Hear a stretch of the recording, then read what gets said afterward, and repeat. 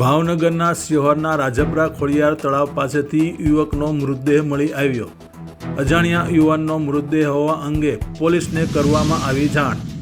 Police બનાવ સ્થળે પહોંચી તપાસ હાથ ધરી। પ્રાથમિક તપાસમાં મૃતદેહ નિતેશ મકવાણા નામના યુવકનો હોવાનું જાણવા મળ્યું। શિહોરના ઊંડવી ગામના યુવાને ઝેરી દવા પી લેતા મોત નીપજ્યું હોવાનું અનુમાન।